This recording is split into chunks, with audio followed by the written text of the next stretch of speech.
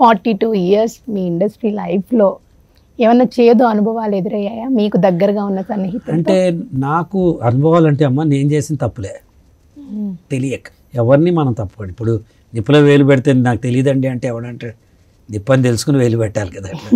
అట్లా వ్యాపారంలో కొన్ని దెబ్బలు తగిలినాయి. అది నేను మనుషులు మాత్రం నమ్మి మోసపోయానమ్మ. నమ్మటం అంటే డబ్బు పోతే పర్వాలేదు, వాళ్ళకైతే రేపు నమ్మకం పోతే సంపాదించలేదు.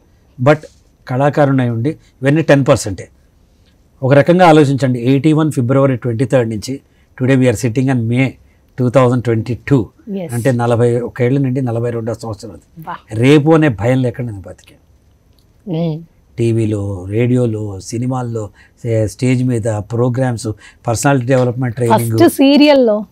ఫస్ట్ సీరియల్ అమ్మ. సీరియల్ మేము ఫస్ట్ డే సీరియల్ దూరదర్శన్కి వెళ్ళి సీరియల్ లెటర్ కావాలంటే డైరెక్టర్ గారు, నడ్డు రూటర్ గారు అట్లా చూశారు. నువ్వు నష్టపోతావు అబ్బాయి అన్నారు. నష్టపోనండి, నేను చేసుకుంటానన్నా. అదే నన్ను నిర్మాతం చేసింది. నష్టపోతాను అంటే ఇంకోళ్ళు ఎవరో డబ్బు పెడితే నష్టపోతే ఎలా, మనమే ఎందుకు తీయద్దని నేను నా ఫ్రెండ్స్ కలిసి, నా ఫ్రెండ్స్ చెప్తే ఇద్దరే మనమే తిద్దాం రా అన్నారు. అక్కడి నుంచి ఉమేష్ అండ్ ఓంప్రకాష్ మేము ముగ్గురం కలిసి తీసేసాం అనమాట. కానీ ఆ రోజు మేము ఫస్ట్ లెవెల్, ప్రభు గారు నాకంటే ముందు ఒక స్టెప్. అనగనగా శోభన్ సీరియల్ తీశారు, అందులో కూడా నేనే హీరో. కాబట్టి తెలుగు టీవీ తొలి హీరో నేనే. అది ఆనందంగా ప్రైవేట్. అంతేగా. సో తర్వాత నేను బుచ్చిబాబు సీరియల్ తీశాను, సూపర్ హిట్. అది అనగనగా శోభ ఉట్టి హైదరాబాద్లో టెలికాస్ట్ అయితే ఇది ఎంటైర్ ఆంధ్రప్రదేశ్కి టెలికాస్ట్ అయింది. అక్కడి నుంచి ఐ నెవర్ లుక్ బ్యాక్.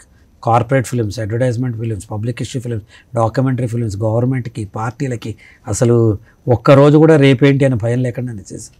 దాంతోపాటు నేనే అవసరం కొద్దీ నేనే ప్రొడ్యూసర్, నేనే డైరెక్టర్, ఎడిటరు, అప్పుడప్పుడు రైటరు అన్ని చేసుకున్నాను. అవసరార్థం చేప అవసరానికి ఇస్తుంది, లేకపోతే అలా మనం కూడా ఒక్కొక్క పని నేను నా అవసరార్థం నేర్చుకున్నాను. I'm happy with what I am. అంతే.